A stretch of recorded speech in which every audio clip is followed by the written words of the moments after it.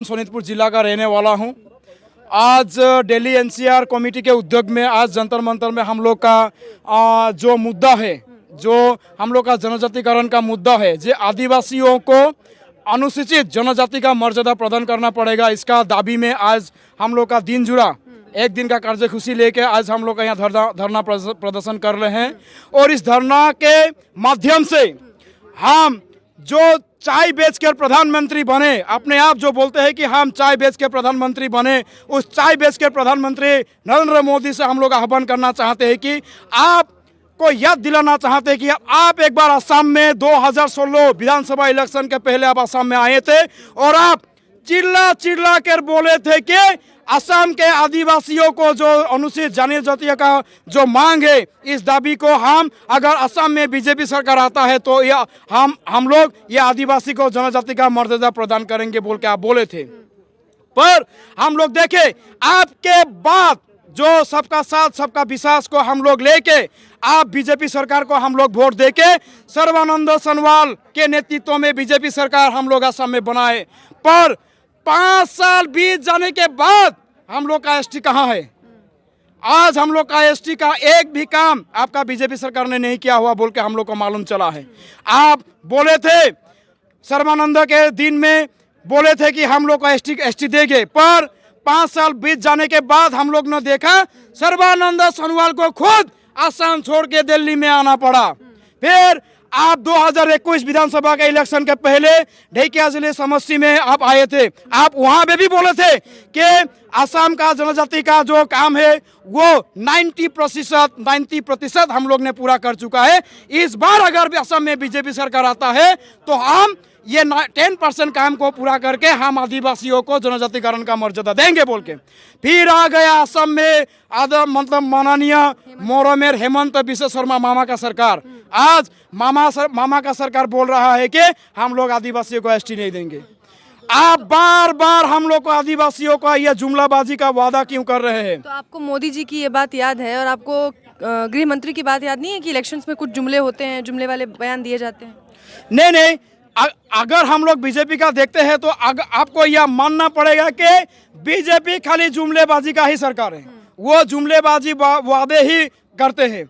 और जो देखते हैं कि आदिवासी हम लोग असम का सीधा साधा आदिवासी लोग हैं, आदिवासी लोगों को वोट को लेकर आज बीजेपी सरकार बनाया हुआ है। एक बार इन लोगों का बीजेपी का जो झंडा लेके घूम रहे हैं, इन लोगों को हम चेतावनी देना चाहते हैं।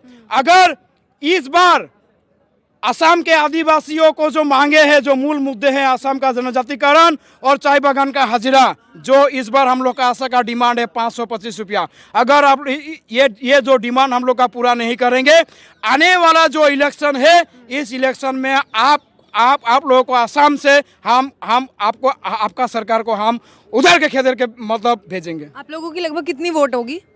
हम लोग का टोटल नियरली हम लोग 1 करोड़ आसपास के हम लोग आदिवासी असम में हैं। 1 करोड़ वोट है आप लोगों की?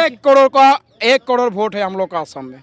अगर और हम लोग एक मेजर फैक्टर है असम गवर्नमेंट फॉर्म करने में, आदिवासी एक मेजर फैक्टर प्ले करते हैं। ये बात आप लोगों को जानना चाहिए। और आप लोग का जो जुमलेबाजी जो वादे हैं, ये वादे को आप मतलब जितनी जल्दी हो सके within these years you have to complete your promises. Otherwise we will protest against you and will not allow to form the next government in Assam. Be ready for to challenge it. कितने समय से आप लोग ये अपना जो आंदोलन है चला रहे हैं? ये तो हम लोग का देखिए आशा का जन्म होने के बाद से ही हम लोग का जो जनजातिकरण का आंदोलन है 25 वर्ष हो चुके हैं। हम लोग अभी 25 वर्ष में हम लोग अपना जो आंदोलन है ये हम लोग जारी रखे हैं। और ये 25 वर्ष के अंदर हम लोग ने देखा कांग्रेस सरकार का भी जो वादा थे वो भी मतलब झूठ निकला। फिर जो मोदी बोले कि सबका साथ सबका विश्वास, और मोदी को इसीलिए हम लोग ने भरोसा किया था कि वो लोग बार बार बोले थे जो हम चाय बेच कर प्रधानमंत्री बने हैं और हम भी गरीब परिवार से हैं बोल के वो बोले थे। चाय बागान से घर चलाते हैं? जी, हम लोग का भी चाय बागान है। मतलब हम लोग का भी चाय बागान के मेरा माँ चाय बागान में एक परमानेंट वर्कर है। और हम लोग जितना भी असम का आदिवासी है हम लोग चाय बागान का ही बिलोंग करते हैं। और ये वादे जब हम लोग ने सोचे कि हाँ मोदी जी चाय बेचकर प्रधानमंत्री बने तो जरूर इसको चाय का वैल्यू जो है, चाय का इम्पोर्टेंस जो है इसको पता होगा। पर देखा कि चाय आज असम का आदिम लोग अपना खून पसीना एक करके आज चाय बना रहे हैं असम में। और उसी चाय को अगर प्रधानमंत्री बेच के प्रधानमंत्री बने तो प्रधानमंत्री का कुछ फर्ज बनता था कि असम के आदिवासी चाय बागान के श्रमिक के लिए कुछ करना पड़ेगा। पर आज देखा गया कि स्वयं प्रधानमंत्री नरेंद्र मोदी ही आज जुमलेबाजी का वादे कर रहे हैं। लेकिन हेमंत विश्व शर्मा के नेतृत्व में तो असम खूब तरक्की कर रहा है, हिंदुओं को कितना सुरक्षित किया जा रहा है, ये भी तो देखिए। ये देखिए, ये जो हिंदू मुसलमान ये जो धर्म का जो राजनीति है ये ज़्यादा दिन टिकने वाला नहीं है, क्योंकि ये हम लोग का जो अखंड भारत है, ये अखंड भारत में हम लोग हर जाति जनजाति सब एक मिल के रहते हैं और ये संविधान कहते हैं। अगर संविधान के खिलाफ वो लोग जो हिंदू और अन्य जाति के बीच में जो वो एक मतलब भेदभाव जो सृष्टि कर रहे हैं, इसका परिणाम बहुत जल्द ही बीजेपी को भुगतने वाले हैं ये सब। अच्छा, तो बीजेपी हिंदू मुसलमान कर रही है? जी बीजेपी का तो असम में भी, असम में तो वही चल रहा है। असम में हेमंत बिश्व शर्मा जी एक बार जब वो कांग्रेस में थे वो बोलते थे कि गुजरात में तो मुसलमान का मतलब पाइप से मुसलमानों का खून निकलता था बोल रहा था जब वो कांग्रेस में थे। अभी वो बीजेपी में आके बोल रहा है कि मतलब मुस्लिमों को वोट नहीं चाहिए, हम लोगों का हिंदू का वोट मिलने से हो जाएगा। देखिए, ये जो धर्म का राजनीति है, ये धर्म का राजनीति से हम लोग बहुत दूर रहना चाहते हैं। ये धर्म का राजनीति में हम लोग हम लोग को मत घसीटो। हम लोग सीधा साधा आदिवासी है। हम लोग का जो मूल मुद्दा है वो है एसटी, और वो आपने प्रॉमिस किया था कि हम लोग को एसटी देंगे, और चाय बागान का हाजिरा आप खुद बोले थे कि हम बढ़ाएंगे। पर ये दो वादे ही आज आप लोग का जुमलेबाजी की तरफ से लग रहा है, और आपका जो स्लोगन है ये सबका साथ सबका विकास, ये झूठ में परिणति हो रहा है। आज आप लोग जहां एसटी कैटेगरी में शामिल होने के लिए प्रोटेस्ट कर रहे हैं, यहीं 2 दिन पहले लोग निजीकरण को लेकर प्रोटेस्ट कर रहे थे। तो आप अगर एसटी कैटेगरी में आ भी जाते हैं और चीज़ें प्राइवेटाइज हो जाती हैं तो फ़ायदा क्या मिलेगा आपको? नहीं, देखिए, आज सबसे पिछड़ा जो जात है असम में वो लोग हम आदिवासी हैं। और आप अन्य राज्यों में जैसे कि आप उड़ीसा हो गए, झारखंड हो गया, आप बंगाल में देखिए, हम लोग मतलब शेड्यूलिंग है। जो जिसका मर्यादा है, जो एसटी है वो एसटी, जो शेड्यूलिंग है, जो एससी है वो एससी कैटेगरी में। पर एकमात्र असम का एक बहुत बड़ा जो ये पॉलिटिकली रीजन के कारण के हिसाब से ही हम लोग का उलझाया हुआ रखा हुआ है। नहीं तो असम में भी हम लोग एसटी का ही कैटेगरी में अभी लोग हैं। और कुछ महिलाएं भी हैं इधर जो असम से चलकर आई हैं यहाँ तक अपनी बात रखने, उनसे भी बात कर लेते हैं। आपका नाम? मार्था कंडुलना।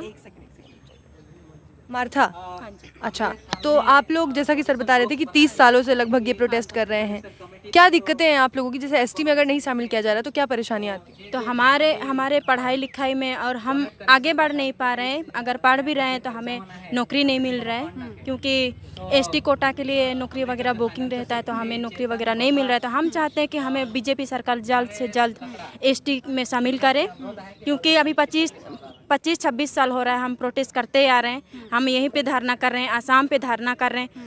आसाम, बंगाल, झारखंड, छत्तीसगढ़, हर जगह में हमारे आदिवासी एसटी में है। तो हमें आसाम के आदिवासियों को एसटी क्यों नहीं दे रहा है?